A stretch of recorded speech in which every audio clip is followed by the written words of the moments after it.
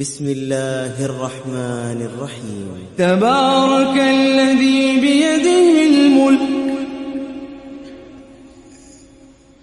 تبارك الذي بيده الملك تبارك الذي بيده الملك وهو على كل شيء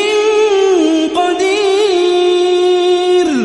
الذي خلق الموت والحياة ليبلوكم أيكم أحسن عملا وهو العزيز الغفور وهو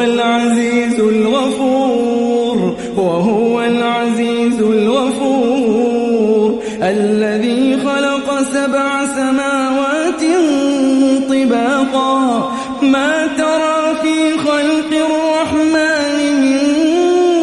تفاوت فارجع البصر هل ترى من فطور ثم ارجع البصر كرتين ينقلب إليك البصر خاسئا وهو حسير ولقد زينا السماء الدنيا بمصابيح وجعلناها رجوما للشياطين وأعتدنا لهم عذاب السعير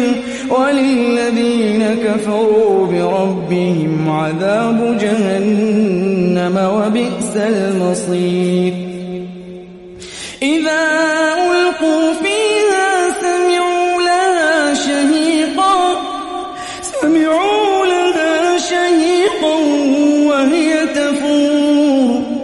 تكاد تميز من الغيظ كلما ألقي فيها فوج سألهم خزنتها ألم يأتكم نذير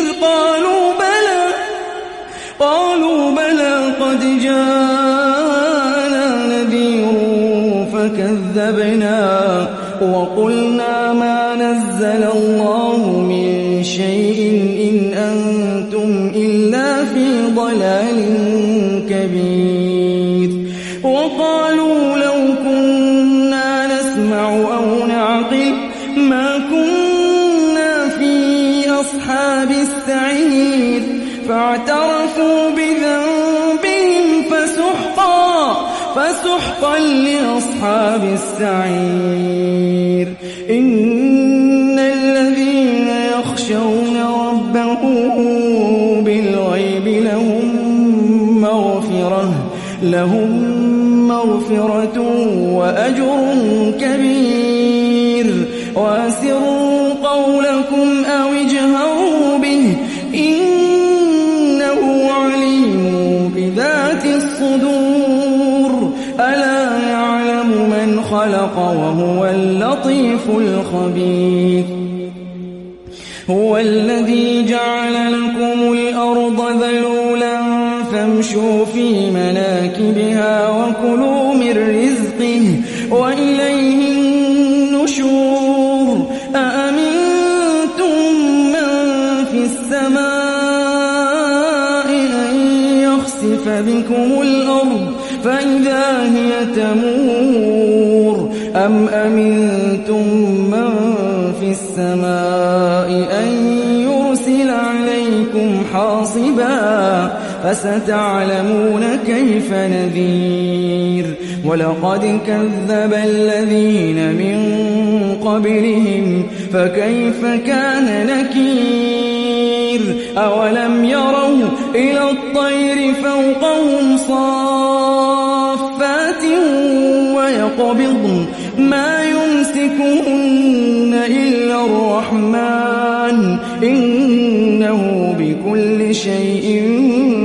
بصير. أمن هذا الذي هو جند لكم ينصركم من دون الرحمن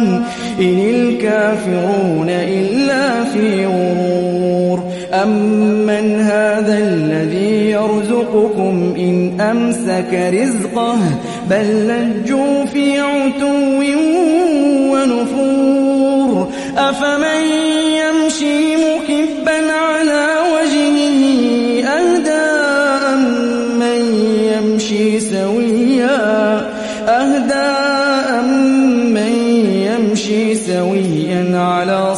صراط مستقيم قل هو الذي أنشأكم وجعل لكم السمع والأبصار والأفئدة قليلا